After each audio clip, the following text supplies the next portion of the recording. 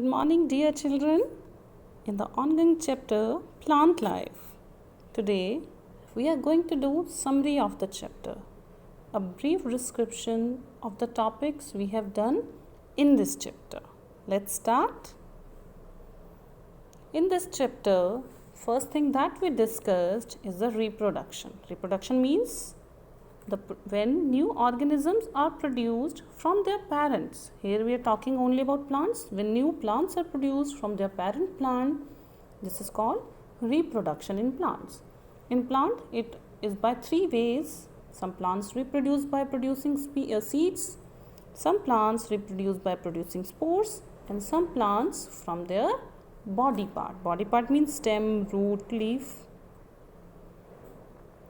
Here we are going to see some common examples, common plants which reproduce by seeds. They are green moong, rajma, tulsi, jamun, neem, mango, and there are many more examples.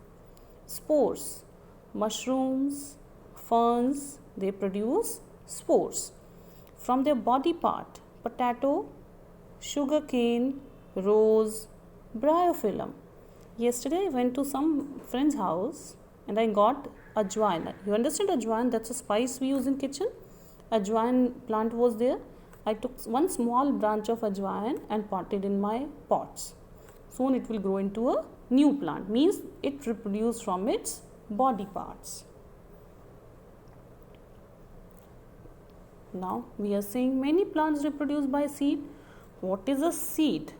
A seed is the store food for the baby plant. Here you can see the structure of the seed.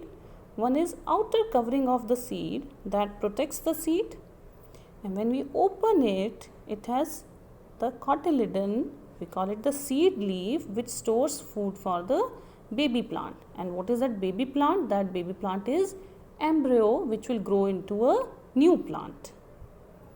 The hard outer covering is called seed coat, and the storehouse of the food for the seed, those are seed leaves. They could be one or two in number. And the baby plant hidden in the seed is called embryo. The seeds which have one seed leaf, they are called monocotyledons or monocot plants.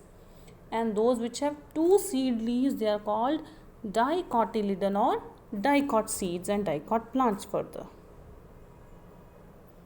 When we see the inner structure of the seed, the hard outer covering, you can see brown colored here. It is seed coat, that inner one which stores food for the baby plant, that is the cotyledon.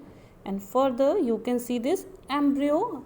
It is divided and shown it into you different part. One is radicle, which will give rise to baby root. Root grows first, and epicotyle, which will become shoot. Means it will form plumule, and hypocotyle is the connection between cotyledon and radicle, from where it is getting its nutrition.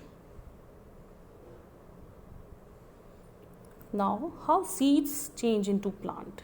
For that, they grow, that seed grow into a plantlet, sapling, small plant.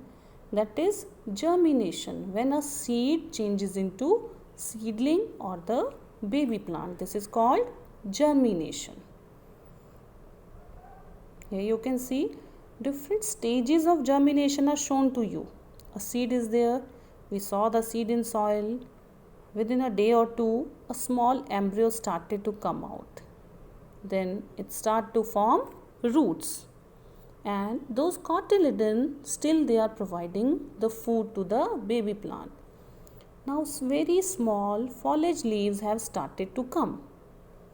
Soon the function of cotyledon is over, because there are leaves now, and leaves can prepare their own food. They start to prepare their food and it develops as an individual plant. The root system is formed, shoot system is formed, means leaves are formed, further more branching will be there, flowers will be there, so that all is shoot system. For germination, seeds need right amount of water, air and warmth.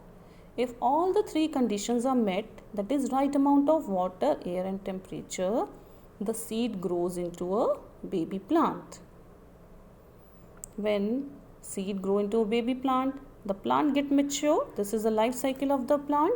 It produces flowers, and further those flowers change into seeds, means they have those fruits which enclose the seed.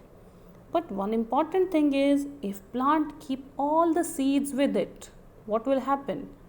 The seeds will get very less chances of germination. They will compete with each other for space, nutrition, air, water. So for that, plants, the nature has its own mechanism. They scatter away their seeds, that is, they disperse their seeds, so seeds get maximum chances of germination and growing into a new plant.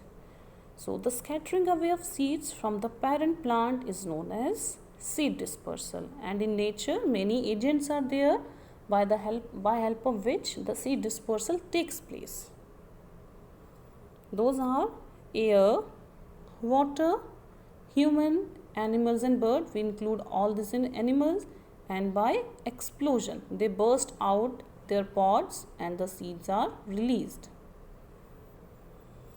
And some plants, they reproduce from their from body part of their mother plant. This is called vegetative reproduction, and we also call it vegetative propagation.